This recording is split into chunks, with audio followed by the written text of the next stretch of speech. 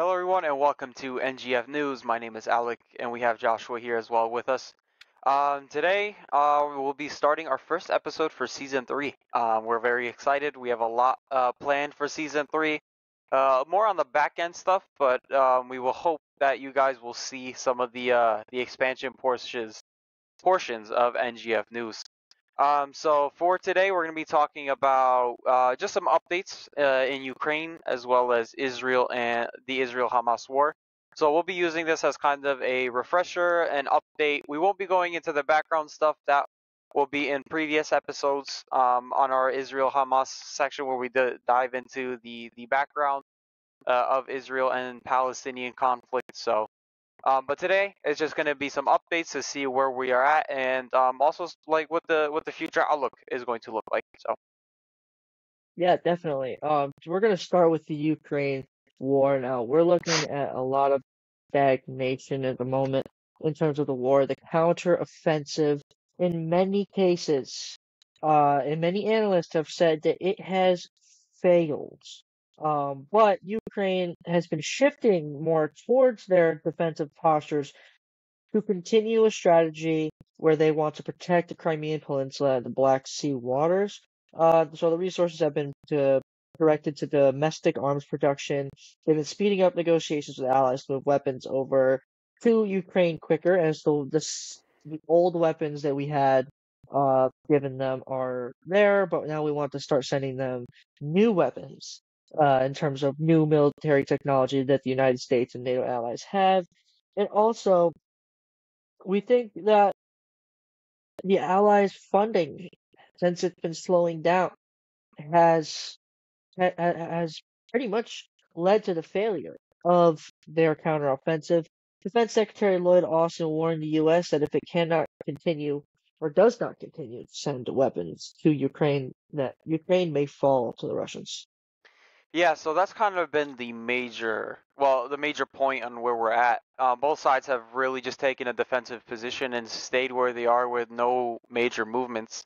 If you look at one of those heat maps, I know I have one somewhere, but Yeah, pull it that I up. could share my 'Cause screen with while I was doing right it. now, or this was a couple of weeks ago, there were missile strikes at the Kerch Strait on the bridge and multiple attacks on the Russian Black Sea Fleet. So that was a few weeks ago. There's not much that's been happening since then. It's been very Yeah. uh just I think they're going back to restructure their battle plans, preparing for this very, very cold Russian winter, as we all know from history. Nothing goes good if you attack the Russians during the winter time. You will always lose. Um, Oh so yeah. Even the Russians, they're worried about winter. The Russian morale for the troops, they're worried. They don't want to move into Ukraine. I couldn't find the map, but anyways. But yeah, even the Russians and the Russian troops, they don't want anything to do with it because they know most deaths occur during winter. So we're just yep, really right now eyeing where the aid will be and when it will come. In the United States side, there's been growing uncertainty, and Senate Republicans have consistently blocked military and economic assistance for Ukraine. Biden has warned that Kiev does need the money, and they're trying to compromise to pass $110 billion for both Ukraine and Israel. So they're going to split that amount between the two, which is a lot of money. That is about yep, 1/8, I would say, of our defense budget. A yeah, whole eighth. roughly 1/8. Yeah, Yeah. So the reason Republicans are voting against this big package is because the Republicans are currently wanting to look in. They want to see more work towards the border. They want more border control and more border security for the United States before they approve of sending money to Ukraine and Israel, which it it's understandable. This growing isolationism and low morale for the United States' willingness to be involved in conflicts abroad, because United States, some, I would say 50% of the population, more towards leaning to the right side, are kind of sick and tired of these conflicts and feel as if we don't need to be involved. But there's the other side that say we need to be continuously involved, and we need to stay flexing our muscles and providing these people weapons for not only the security of the regions they're in, but for also to protect our allies abroad. So it's kind of been a very strong stalemate within our own legislative branch here in the United States, along with the EU. Big stalemate for the because of growing far right in Israel, and especially with the recent elections in Netherlands, where they just got a Yeah. right-leaning or far right prime minister. So there's been this growing right movement and wanting to look more inwards, which historically and behaviorally usually is what happens political wise, where in the first year you will see growing support for allies, and then within the second or third year you will see more towards inwards looking. It's just kind of behavioral, and it's just how stuff is sometimes. Yeah, the whole thing about Ukraine right now is it's turning into politics. There's, like Alex said, elections going on in Europe. We're heading into an election year in the United States, so of course it's going to become more and more increasingly political wars, and the border policy, of course, is going to become increasingly more political. And the nature of politics is give and take, but at the moment, I think there couldn't have been a better time if this was a good case thing to think about, a good case scenario to think about. There couldn't have been a better time for the funding to not come because it is winter time where the war is going to be slow. So we got very lucky in terms of foreign policy, from a foreign policy standpoint, from a tactic standpoint, that we're heading into the winter in Russia and Ukraine, because if we weren't heading into the winter, I don't think the Ukrainians would have much longer. I would give them 4 to 6 months maximum. But because we're heading into the winter, we still have at least a year of fighting. But that doesn't mean that we could not sit here and not resume giving them funding when the spring comes. We don't need to be giving them $110 billion. I don't think that's necessary. I also don't think it's Hmm. necessary to give that much money to Israel, considering they had all of our weapons beforehand, but we'll get to that. Um, but yeah, the 110 billion, I think they can shrink that down in the spring. And I also think that the United States needs to look into NATO and our allies and say, hey, you guys need to start pumping in a little bit more too. We've been supporting the Ukrainians the most. I think Germany, I think France, I think Italy, all the bordering countries should start pouring their own resources a little bit more than what they have been doing so far, so that the United States isn't as strained as they were. And if Biden were smart to gain voters, he would go in the strategy to try and ask to lower the amount that he's sending over, because it would be detrimental to his campaign if he didn't do so.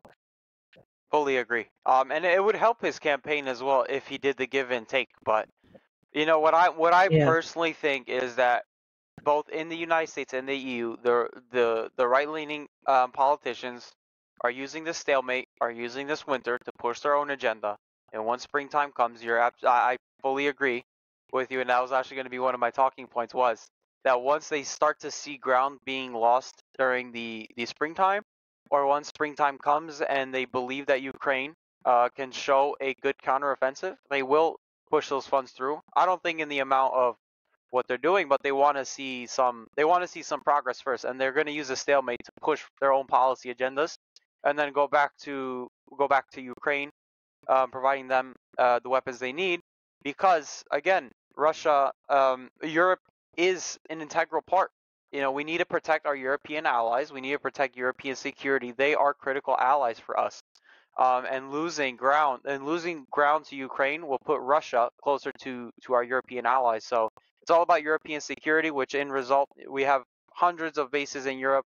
Our European allies are critical for development for both Europe and U.S. development. So this is and also for oil and natural gas as well, and other resources as well. So this is it's important, but they want to use this time to push their own agenda, and even if, let's say, during this winter time comes and the Ukrainians are losing ground, I truly believe that they will push that funding through, even if during the winter. But hopefully this winter is more of kind of a dig-in situation, and stay put. So that's kind of where we're yeah, at, and we don't see any kind of, well, yeah, and me and you, we don't really see anything substantial within the Russia-Ukraine situation. We just see another dig in, same as last winter where Well, they just dug in. And it's been like that. If you look at the map, you can see all of the east of Ukraine has been the same. It has not moved yeah, a little bit, besides minor Ukrainian counteroffensive and the ability to collect lost territory. But yeah. We'll know a lot more by the springtime of what's really going to happen and intelligence. They're probably just going to rebuild their tactical game and their intelligence to fight off each other. But we should definitely move on to the biggest question of the day, the biggest question of the year, the thing that I get the most phone calls about in my office, oh Israel man, and Hamas. So this is fascinating for many reasons. I didn't see why, or I didn't predict that it was going to become this political. I'm not going to lie to you. I did not see it coming. I should have seen it coming knowing the climate, but I didn't. I don't know if Alex feels the same, but I definitely didn't. I did. Um, I knew it was you just did. gonna be political real quick. I guess you're more pessimistic than I am. Um, but the second thing that I didn't see coming was how easy it was going to be for Israel to just completely bomb the crap out of Gaza. Now you're probably looking at me like, well, it's a tiny little place, and the IDF is a very formidable force, but you are correct. But I didn't think that they were going to strategically do that to keep them winning the war, but I underestimated Netanyahu's ability to screw things up for himself. So, just to give some statistics out, there's been 15,890 people killed in the war so far, which is a lot more than what's happened in Ukraine. This is civilian casualties. 45,000 wounded, and Israel officials say that this is going to be the most intense time since the start of the invasion. You're starting to see them move south. At a critical junction point that happened a couple or about a week ago, there was a 5-day humanitarian pause that was broken by Hamas militants that shot up civilians in Jerusalem. So those are all interesting things to think about. Yeah, and Netanyahu consistently states that he will continue this war until Hamas is fully destroyed. But this is probably one of the messiest conflicts in, I would say, history.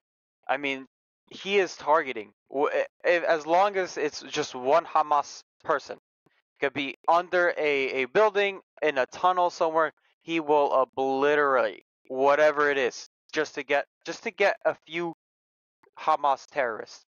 It's just Yeah, it is mind-boggling that the IDF and Netanyahu is actively just destroying anything that whatever it is. It doesn't matter. It casualties. It doesn't matter to them, and it is absolutely messy. There could have been hundreds of different ways they could have approached this. IDF, like you said, is a very formidable force. Where they could have done this special operations tactic, they could have done this in any other way except bombing and destroying Gaza, destroying buildings, hurting families. I mean, killing. Look how many they killed. For what? For what? To kill a yeah, few Hamas targets? But kill 15,000 innocent civilians? For what? It, yeah, and I'm trying to stay, you know, hold judgment until we know everything. But come on, this is it is one of it's like should imagine if the United States, right, was let's go back to 2011 2012 where we found and we killed um the what I'm blanking, Al Qaeda, Osama bin Osama bin Laden. Laden. We went in there, 6 special forces, 6 SEAL team troops went in there, killed them, extracted, left. Israel and IDF want one person. They have named one Hamas person as their most wanted. How bad is IDF intelligence been? Where has it been?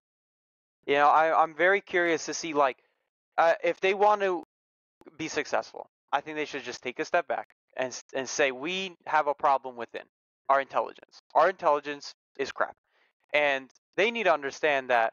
Well, the only way we're winning this war is because we're destroying so many, just anything. just to get to get the Hamas. That is for me that is a weak military. Me personally, because if you had a strong military and a truly strong intelligence force, they would go in there with a fantastic intelligence, find exactly who they need, extract, and leave. Mm-hmm. That's just my hot take on that. That their Yeah, military I is mean, actually weak and not really that strong. yeah, I mean, 300,000 reservists along with 160,000 standing army. You'd think they would have gone to the drawing board and tried to divvy up how they could, keep the war going without bombing them. They were supposed to stop bombing a long time ago, but they still don't feel comfortable going in with a full ground invasion. Now, I'm releasing an article for next week's Weekly Watch about how Israel needs to restrain and needs to show restraint in Gaza. And the biggest thing for Israel right now is PR. This is a PR game for Israel. Nobody, except for very, very far left liberals, nobody believes that Israel does not have the right to defend itself against Hamas. Not a soul. Everybody knows that what Hamas did was horrible and that Israel has the right to defend themselves. The problem is that they are losing the PR game because A, they're tactically destroying hospitals and civilians, and B, they are not going back to the drawing board, and they're using their own pride to they're going with their own pride instead of going with their brains. Figure out a strategy to win the PR game. If Israel wants to win the PR game, they have to rethink their military tactics. It's A, ground invasion. It's B, use special forces to minimize the casualties, and then they need to resume the humanitarian pause. That 5-day humanitarian pause should not have been broken because a couple of Hamas militants killed a few Israelis. They are losing the big picture. If they had sat there and said, "Okay, this is bad. We condemn Hamas, but we're going to have continue this pause for a few more days to get aid in," they're going to look like the bigger, for the better of a better term, men. They're going to look like the bigger man. And Hamas is going to look like the cowards and the bad guys, and that's the beginning of the winning the PR game. Now, winning the PR game doesn't mean covering up what they're doing, and they're bombing hospitals, and Israel's like, no, we're not. They cannot do that. But winning the PR game is playing smart. Casualties happen in war, but if you can minimize casualties, they can start showing that they have killed or either uh, arrested Hamas leaders, they can start winning the PR game, and that's what they have to start doing, or they're going to lose support. The United States, especially if a conservative gets into office in the presidency, you can expect that funding to disappear from Israel. And if Israel doesn't want that to happen, they need to start acting smart now. Hmm. And I want to go back to the aid stuff real quick. And there's been something that came out of the UN. But before I go to what the Secretary General said, I just want to talk about the aid supplies real quick. So on November 22nd, going back to the ceasefire, the 4-day ceasefire to release 50 hostages.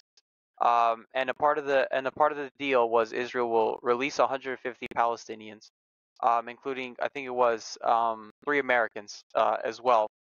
And in that time, the WHO was able to come up with something. Not unfortunately during the ceasefire, but as of today, they were able to deliver supplies to 2 hospitals in southern Gaza for the first time.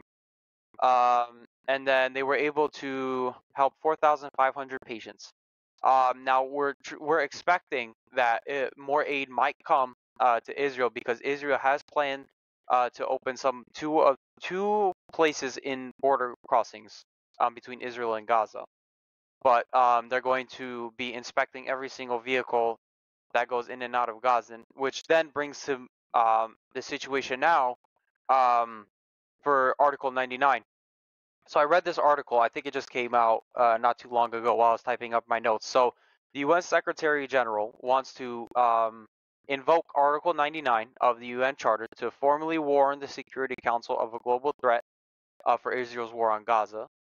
Article 99 is the ability for the Secretary General to alert the Security Council about threats to peace, international peace, and allows Gutierrez to speak at the council without being invited by a member state. So Gutierrez has been advocating for immediate humanitarian assistance since the October 18th, but Security Council could not come up with a resolution in time because of the permanent members and Israel being the United States backing Israel and Russia kind of being the ones to kind of, I would say, condemn Israel, but also, yeah, I would say make Israel look bad. That's So against the U.S. yeah, so yeah, so the Security Council, if it chooses to act on Gutierrez's advice and adopts a ceasefire, it could enforce it using powers like imposing sanctions or deploying an international force um, in Israel, in between Israel and Palestine. So that is really interesting because this only has been invoked 4 times in the past. So I'm very curious to see if the Secretary General invoking Article 99 could have some weight in the Security Council to say, listen, if you all don't get your shit together, we're going to have a big problem in the Middle East. And I think he needs to be very strong with the way he approaches it and use a bigger picture model, saying if we don't solve this problem within Israel and Palestine, then A, B, and C will happen. If he goes in there and saying, guys, stop, bad, they're not good. They don't care enough. The United Hmm. States will continue to provide its support for Israel. Russia will continue to approve or deny anything that goes against the United States and Israel. So I really hope that Article 99 is the first step into stopping this conflict, because Article 99 has been used in the past and it has worked. So I wonder, for the 5th time in its history, could it be successful? This is where I'm pessimistic is when it comes to the United Nations. This is just a band of morons. It's a band of a waste of time. And listen, if the United Nations was effective, the Security Council would have gotten together the day after the conflict broke out, got a peacekeeping force sent over there, and stopped the fighting. But the reality is it's not effective because of the way the Security Council is set up. Because of the way the Security Council is set up, I don't think Gutierrez has a leg to stand on, even though the article has worked in the past. I think because of the extremities of Israel and Netanyahu and the extremity of Russia, who's going to oppose anything the United States does, even if the United States agrees to start sending aid in or something. I just don't know what Russia's going to do. We don't know what Putin and his cohort are going to do. It's just oppose it just to say, screw the U.S. So I don't think that this is going to be very effective. I think if we want the UN to be effective, we need to just scrap it, call it, and change the rules. That's just how it's going to be because the UN should have sent peacekeepers in a long time ago. Now, if we really want something to happen, we need to get NATO involved as peacekeepers and have NATO go in there as a NATO force, not an American force, not a British force, not a Canadian, not a German. NATO forces sit down, get aid inside, and then broker a peace deal. Because at this point, I think Israel needs to look and see that there needs to be a two-state solution with the eradication of Hamas. And if they can't see that, then at the end of the day, there's nothing that we're going to do to change anyone's mind over there. That's very interesting because I'm really curious on what NATO if NATO is involved, on what side they would, if they choose a side. I mean, we were trying to advocate for something where a solution where they kind of point guns at both sides and say, both of you need to chill out. But I'm pretty fearful that NATO, because of how it's a Western force, and mostly all Western countries have come out and said we will back Israel. I'm fearful that they will not be successful in brokering some kind of deal. I would be more kind of, and going back to the Russia thing, right? Russia has been very Yeah. critical of Israel, so maybe Gutierrez has some leg because Russia wants to use this as a time for PR for itself, to Hmm. kind of push away from Russia versus Ukraine, and use it as a time to to say, hey, look at all the good things we're doing. So I think for Russia, this is the time to boost their PR, and for the United States, it could also be some time to boost their PR as well because their inability to be in there and broker a deal. But you know what I want to see more of? I want to see more of Saudi Arabia going in there and saying, okay, we need to broker a deal because Saudi Arabia in the past, and we've talked about this in a previous episode where they said we will open ties with Israel only if they solve the Palestine problem. They will refuse to continue to normalize relations unless the Palestine question has been resolved. So, what I want to see is Saudi Arabia and other trusting Middle Eastern partners be the ones that are neutral, and I would argue that Saudi Arabia is neutral in this situation where they want to see a peaceful Middle East, but they also do want to see a two-state solution, and they do care about the lives Hmm. of the Palestinians. So I think Saudi Arabia is the only country that is able to do something about the Israel-Palestine conflict. Not Egypt, not Lebanon. Saudi Arabia needs to be involved, and they should be the ones being the lead and are serving as the international community's proxy to deliver aid, to deliver solutions, and to be the negotiating face. Yeah, I agree. And I think they could bring the UAE in there. I think they can bring Qatar in there. I think they could bring Bahrain in there as well as mediators. Um, I even think they can introduce Iraq if Iraq were to be on board. Just to go back for 1 second about Hmm. what NATO policy. So the Secretary General said that the Middle East is out of the alliance's area of responsibility. So there's our, the saving grace, I guess, that's gone. And so and yeah, I disagree with that statement, but I'm not a NATO member. I'm also not a powerful person, so it's nothing I can do about it.